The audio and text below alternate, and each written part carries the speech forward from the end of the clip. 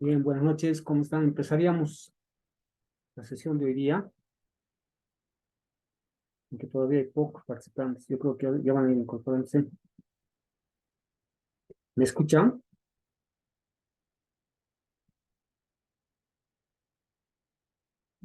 Buenas noches, Aldo, ¿se me escucha? Indra,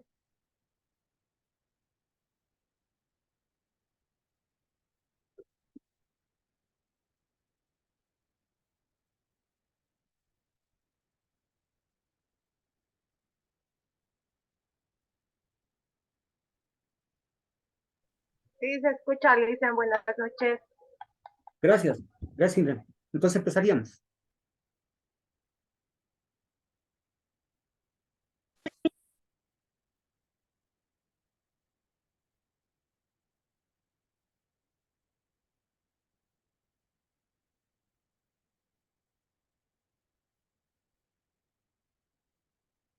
Bien, estoy compartiendo pantalla.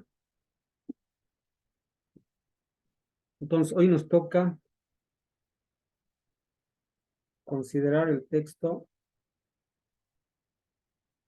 respecto de la comprensión que tiene Habermas de la hermenéutica, ¿no? Entonces, he preparado algunas diapositivas donde empezaríamos por aclarar algunos conceptos y poco a poco nos adentramos en la problemática del texto. Eh, Empezaríamos, si no hay alguna intervención de alguno de ustedes. Ya, empezamos. Inicialmente habría que ver el contexto eh, ideológico, teórico, social en el que surge el pensamiento de Habermas. En todo caso, habría que mencionar que Habermas es un autor que viene de la escuela de Frankfurt y que actualmente incluso está vivo, ¿no? Debe tener unos 94 años, 93 años, no sabía exactamente decir. El, Ustedes saben que la escuela de Frankfurt surge a mediados del siglo XX, después de en los años tras las terribles secuelas, la experiencia de vivir las dos guerras mundiales de casi todos los autores de la escuela de Frankfurt, ¿no?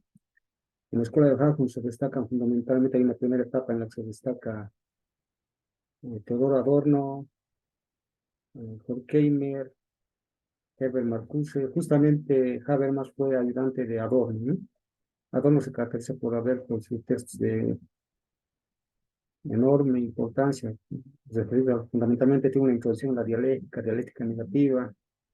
Hay otro texto que escribió con Horkheimer sobre la dialéctica de la ilustración, justamente es la crítica de la racionalidad moderna, ¿no?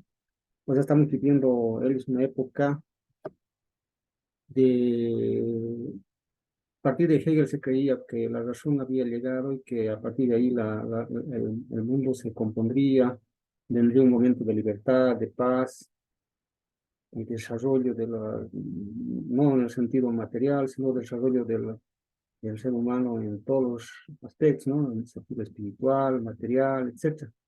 Y que la sociedad entraría en una etapa de racionalidad.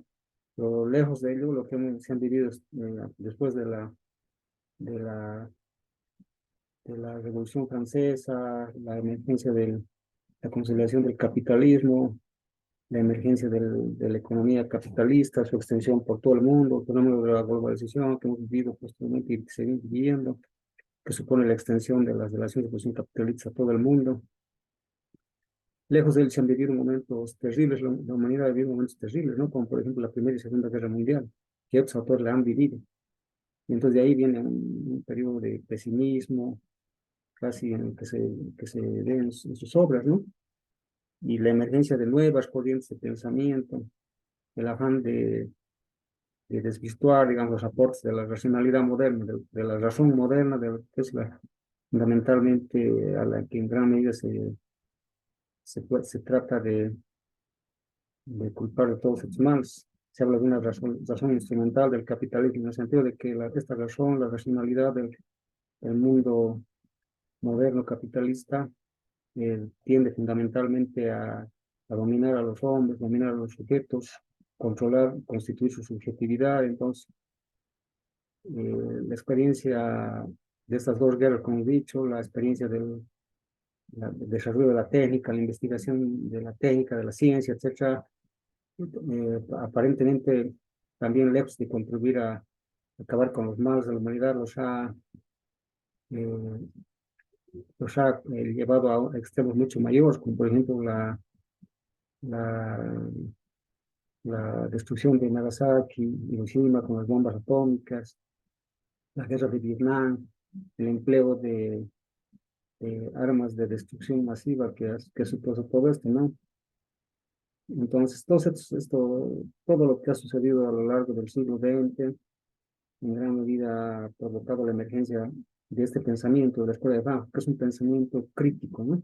Que se basa en, que si bien surge del marxismo, es una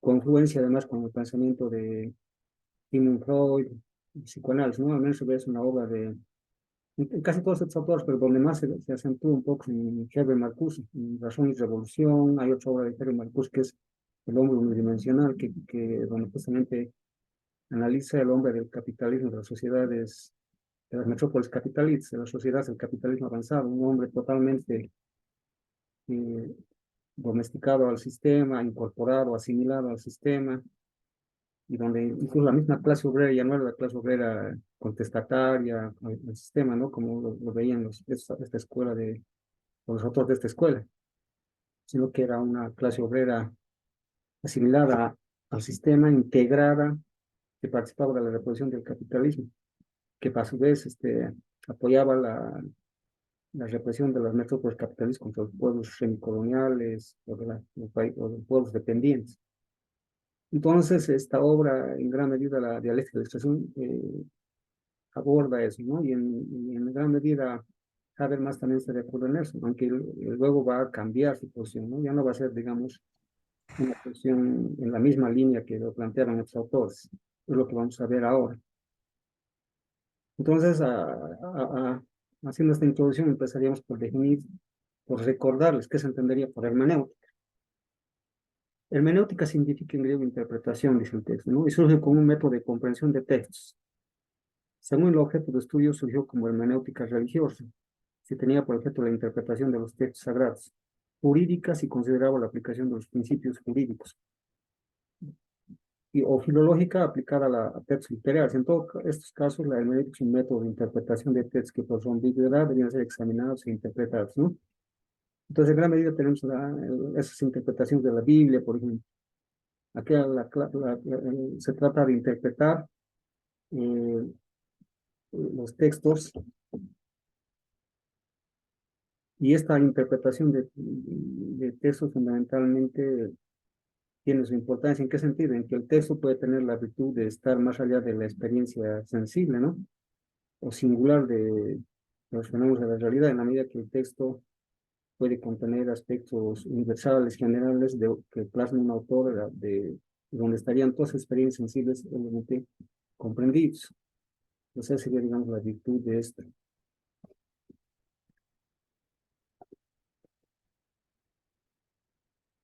Perdón. Ya. Seguimos con esto de la definición de hermenéutica. Esto es del texto que estamos leyendo, ¿no? Por hermenéutica normalmente comprendemos la capacidad que adquirimos en la medida en que aprendemos a dominar un lenguaje natural y que podemos cultivar. Aquí la palabra clave es obviamente el lenguaje, ¿no? El habla, en el sentido de que permite la transmisión de conocimientos, de información, que el diálogo permite avanzar en el conocimiento. Como tal, engloba tanto la capacidad de interpretación o arte de entender los sentidos lingüísticamente comunicables y de tornarlos comprensibles en el caso de comunicaciones perturbadas como la retórica o el arte de condición y persuasión en situaciones que han de decidir sobre cuestiones prácticas. Entonces, aquí el centro, como ya hemos visto en la anterior sesión y como ustedes han debido ya ver a través de la lectura que han tenido ustedes, es el lenguaje, ¿no? La clave es el lenguaje, el habla, la palabra puede ser oral o la palabra escrita. Ahí va a haber una divergencia. Algunos van a enfatizar más en la palabra escrita y otros en el lenguaje oral, en la transmisión. como el anterior autor que hemos tenido oportunidad de ver, que es Derrida, que enfatiza más en el texto escrito, ¿no? Obviamente los autores que se inscriben en esta línea de pensamiento no solo son los que hemos visto ya hasta ahora, ¿no? No solo Husserl, luego está Heidegger y también Habermas que se inscribe en esta línea de pensamiento. En el primer libro fundamental de Heidegger, de Ser y Tiempo, que se publicó en 1967, de manera textual dice Heidegger lo siguiente: la analítica existenciaria de ser y tiempo es en su conjunto un trabajo de fundamentación del ser ahí como totalidad hermenéutica. O sea, ¿qué nos está haciendo acá Heidegger? Que el ser ahí, que es el hombre, es el sujeto que interpreta, es entendido como una totalidad hermenéutica. La clave y el punto de partida epistemológico en este caso es el ser ahí, que es el hombre, ¿no? Entonces, estamos ya partiendo de un aspecto fundamental de toda esta línea de pensamiento. La analítica existenciaria, es decir, el análisis fenomenológico que Heidegger elabora en Ser y Tiempo, es la fundamentación de quién es el hombre, el ser ahí. Por tanto, se ocupa del ser humano y al hacerlo lo caracteriza como totalidad hermenéutica. Estaríamos confirmando lo dicho en la anterior diapositiva, ¿no? Entonces, el ser humano es el punto de partida de la interpretación de la realidad. El ser humano es el que lee la realidad, el ser humano es el que lee los textos, el ser humano es el que produce los textos, y ahí está, digamos, la verdad a partir de esta lectura, ¿no?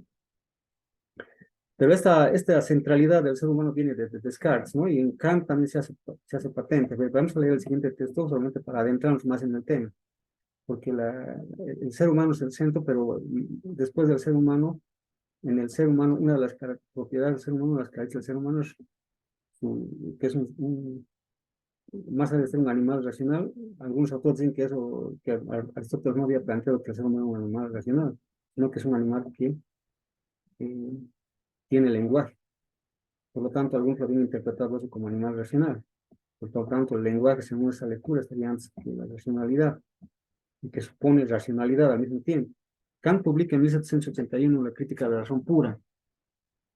Este es uno de los libros clásicos, ¿no? Que obligadamente hay que leer en cualquier carrera de filosofía, en cualquier facultad de filosofía, de humanidades, perdón.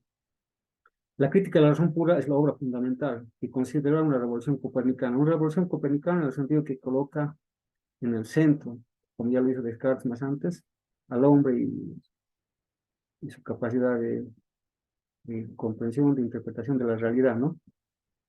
En su filosofía trascendental somete a la razón a una crítica sobre sus límites de conocimiento.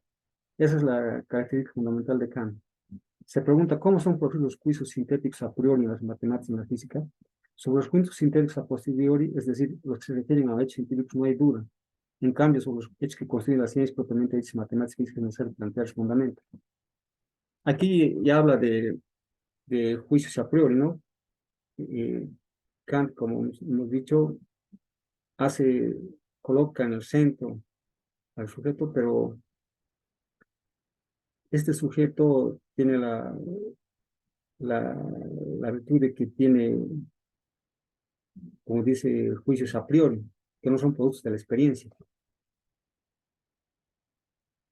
Y por eso el sujeto tiene la capacidad de modelar la realidad, de organizarla, de imponerle sus condiciones de conocimiento. Los fundamentos del conocimiento, los fenómenos que son los únicos que se pueden conocer, la noción de sujeto trascendental o su conciencia trascendental, pues él es quien impone las condiciones del conocimiento. Entonces Kant con esta tesis hace del sujeto el punto de partida del conocimiento. Entonces estamos hablando aquí de juicios a priori, ¿no? Entonces, en gran medida eso ya nos indica que el sujeto trascendental puede ir más allá de su conciencia y puede constituir la realidad. Le impone conciencia a la realidad y modela la realidad. Crea conceptos, juicios a priori, como el tiempo, por ejemplo, espacio y tiempo. Husserl es más explícito todavía, ¿no? Hemos visto ya eso. En ideas relativas a una fenomenología pura y una filosofía, retoma el método de la duda metódica de Descartes, bajo la forma de la reducción, ¿no? La reducción metodológica puesta entre pares. Mediante este proceso se eliminan todas las suposiciones del mundo exterior a fin de construir un sujeto puro. Aquí es el sujeto puro, más el idealismo subjetivo de Husserl todavía va más allá. capaz de intuir las esencias puras que él denomina noema, ¿no? Los contenidos del pensar. Lo que está en cuestión con la emergencia de las corrientes fenomenológicas y hermenéuticas es la filosofía del sujeto-objeto, orientada al conocimiento y al dominio de la realidad natural que propició un extraordinario desarrollo de los conocimientos científicos y fundamentó un desarrollo increíble de su manipulación mediante recursos tecnológicos cada vez más sofisticados. Entonces, ya habíamos dicho que en gran medida ya estos autores estaban viviendo el desarrollo técnico-científico. Y lo que habíamos indicado al principio, ya que concluye con lo que había planteado luego, plantearía Habermas, este desarrollo técnico-científico, lejos de elevar la calidad de vida de toda la población, alimentar el desarrollo de un ser humano más íntegro del ser humano, desarrollo de todas sus potencialidades, no solo materiales, sino espirituales. Lo que estaba haciendo era construir una realidad que se separaba del ser humano y más bien esa realidad estaba organizada en base a desarrollos técnicos científicos para dominar a los hombres y en función de intereses que eran ajenos a los intereses de cada uno de ellos, ¿no? Entonces, fundamentalmente, aquí hay estas corrientes fenomenológicas y hermenéuticas que empiezan a surgir, cuestionan eso y encuentran como responsable a la filosofía del sujeto-objeto. ¿Cuál es esa filosofía? La filosofía que en gran medida surgió a partir de la emergencia de la ciencia de origen anglosajón, que, es, que explica fundamentalmente la realidad en términos de cuantificación, numerización, matematización, leyes, y donde el sujeto desaparece, es un objeto más, sometido a las leyes de la naturaleza, leyes de la sociedad, etc. Es lo que están cuestionando acá, y que el hombre, el sujeto humano, la subjetividad humana se perdía, no aparecía como la clave epistemológica para...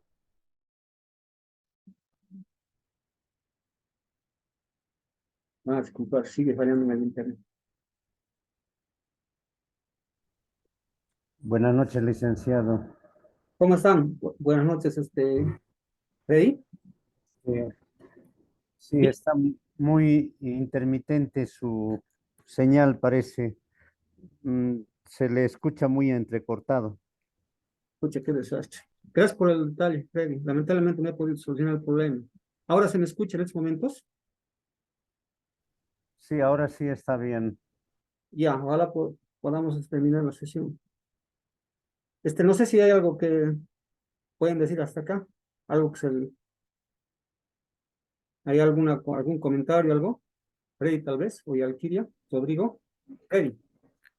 Sí, a ver, yo creo que esto de la hermenéutica o la fenomenología, lo que se opone, digamos, a toda una forma de y estructura filosófica que se ha planteado a lo largo de la modernidad, ¿no?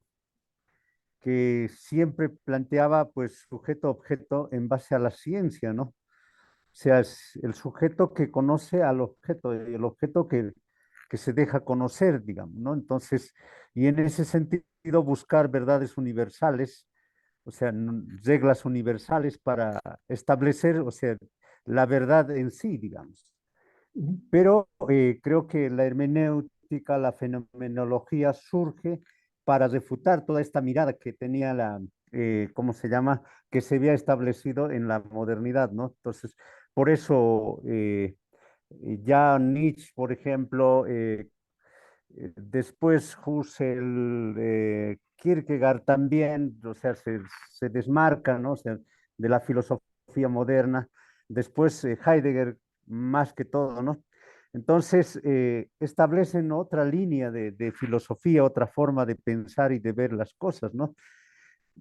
Eso y creo que, o sea, rompen con toda una estructura filosófica y científica o cientificista, ¿no? Que venía, pues, hegemonizando, ¿no? Y en ese sentido también, no solo hegemonizar la ciencia, sino también a nivel de poder, por ejemplo, el manejo de poder establece pues hegemonías, o sea, sociedades hegemónicas que someten a otros que no son tan, y también desconocen toda la epistemología que tenían estos pueblos, ¿no?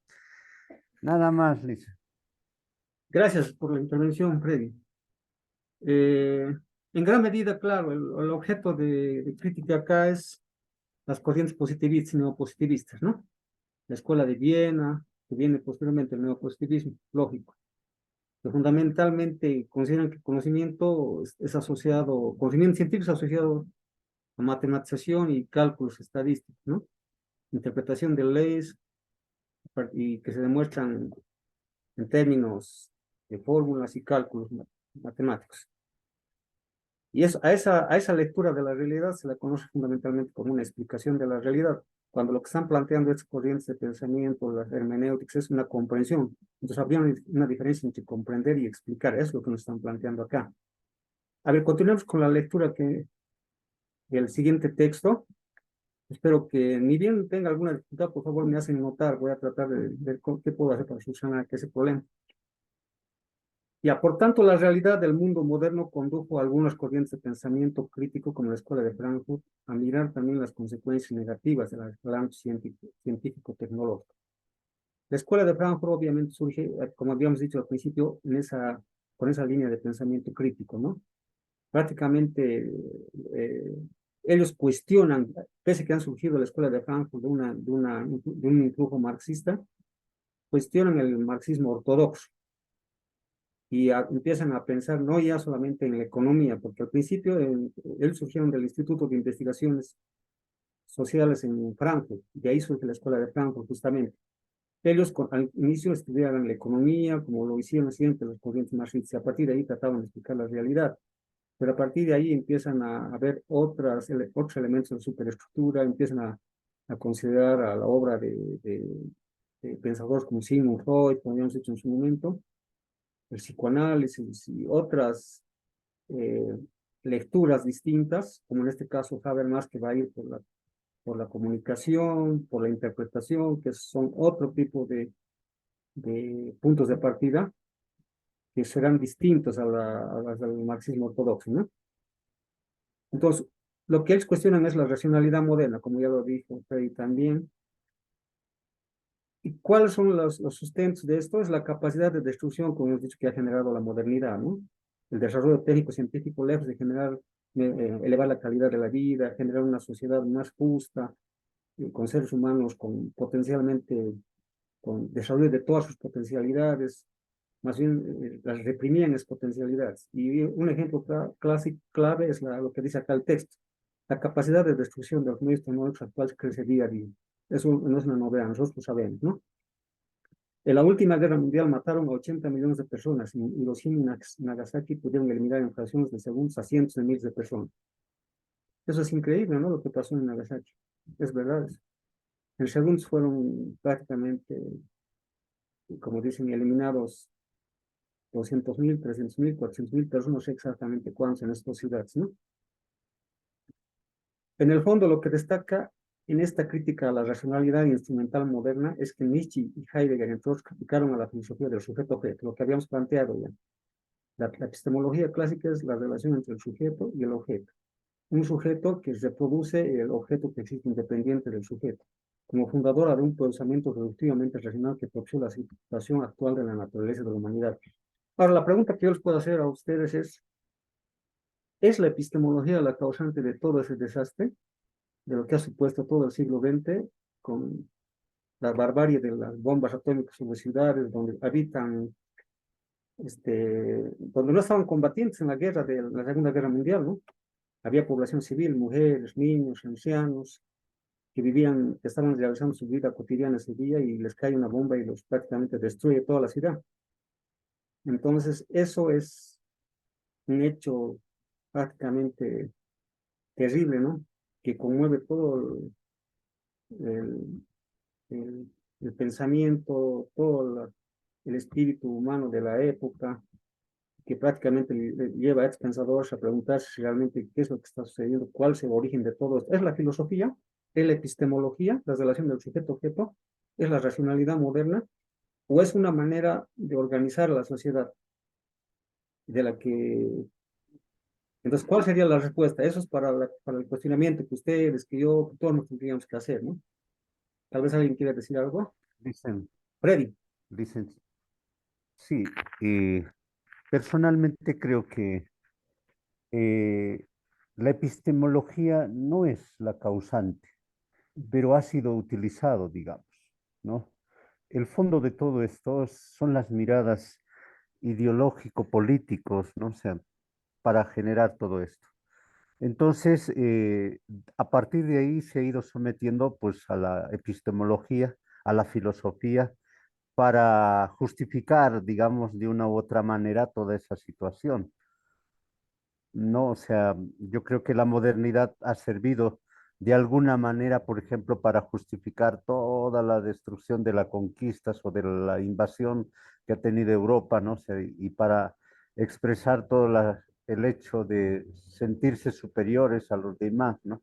Entonces me parece, o sea, personalmente creo que es más esa mirada ideológica política que ha sometido, ¿no? O sea, el hecho del manejo del poder, ¿no?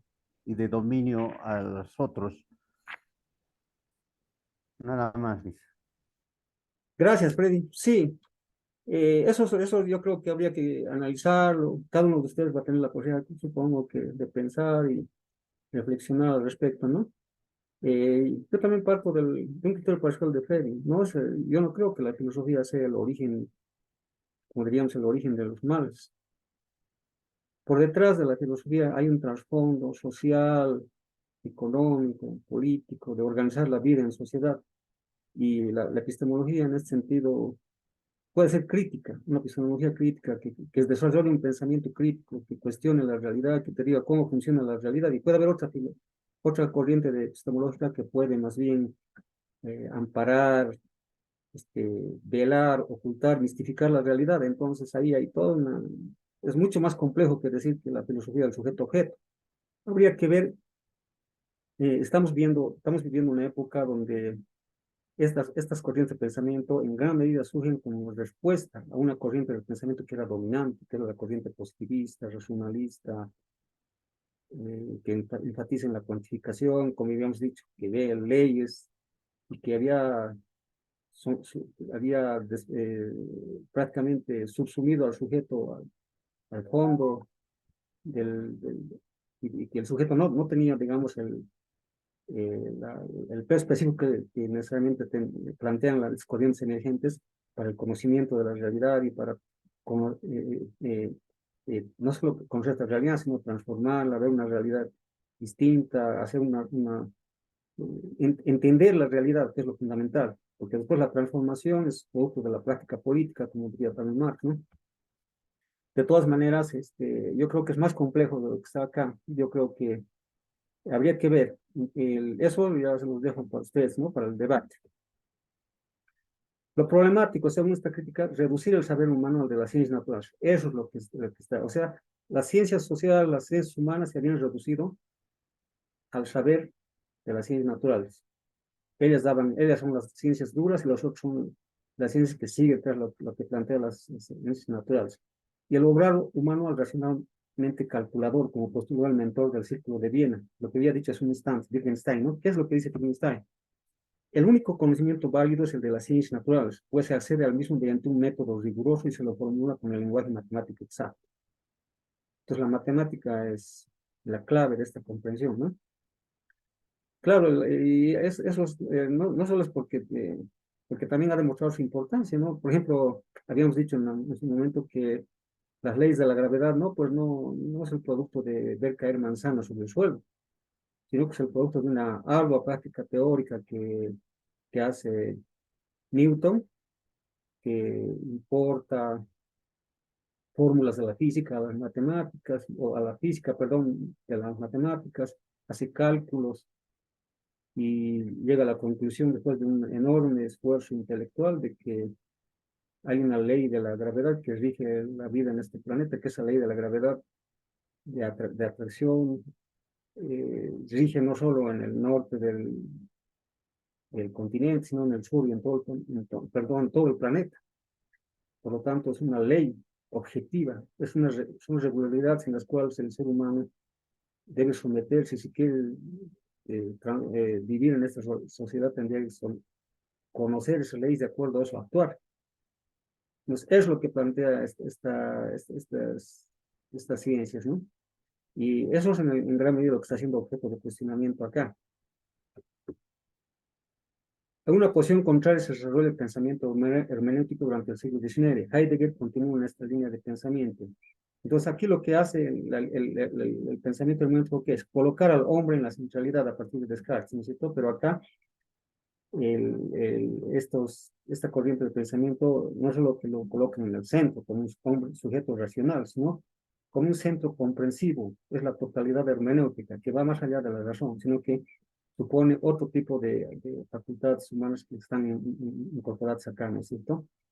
Entonces, la totalidad hermenéutica, así lo define Heidegger al hombre, al ser ahí, ¿no? Totalidad hermenéutica, o sea, en el sentido de que el ser humano comprende e interpreta la realidad y es el que define, digamos, en última instancia, la verdad o un fenómeno de la realidad. En el primer libro de Heidegger, El ser y tiempo, publicado en 1927, perdón, al ser humano lo denomina con la palabra Dasein. Como habíamos visto ya en anteriores sesiones, es el ser ahí, ¿no? El ser en el mundo, el ser arrojado en el mundo. La analítica existenciaria, es decir, el análisis fenomenológico de Heidegger al en ser y tiempo, es la fundamentación de que no es el ser humano, sino quién es el hombre, el ser ahí.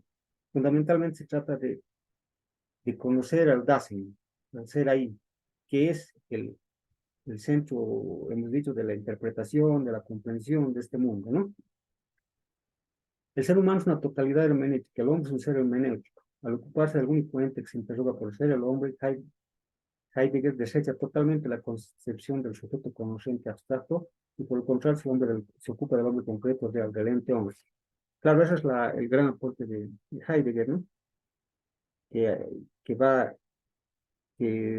no habla del hombre en abstracto, sino de los hombres concretos, reales que viven en este mundo y que cada uno de ellos es un Dasein que interpreta, que conoce este mundo y le da sentido a este mundo. La piedra, el árbol o el águila son, pero no existen. Solo el hombre existe únicamente. El ser humano tiene el carácter del extenso. ¿Qué quiere decir esto? El hombre existe como proyecto arrojado, en cuanto proyecto es pura posibilidad. En estas metáforas se encierran las nociones fundamentales de Heidegger, ¿no? Ser, hombre y lenguaje. Ahí aparece ya la clave de la interpretación, de la comprensión hermenéutica, ¿no?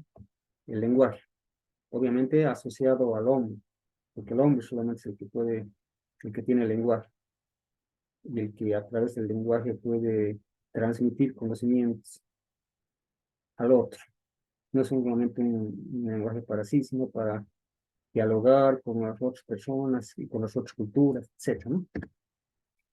Entonces el hombre es un ente, no es ninguna abstracción y como ente real está en un mundo, pero es un ente existente y como tal se proyecta primariamente hacia la comprensión de los entes, cosas que les rodean, martillo, bolígrafo, calle, como habíamos visto ya, ¿no? Hemos tenido esa lectura acerca del Dasein. Su relación principal con las entes, cosas, no es cognitiva y corresponde a la pregunta que es esto, sino sus primeras relaciones con la utensibilidad de las cosas, con su seguridad, con el para qué me sirve un martillo, para qué un bolígrafo, para qué un vaso de vino. Claro, la primera relación de los hombres con el mundo que nos rodea es una relación práctica utilitaria. Es una relación de transformar, de obtener lo básico para sobrevivir. No es una relación contemplativa donde el hombre se comienza a preguntar por el ser de las cosas. Esa relación contemplativa de preguntar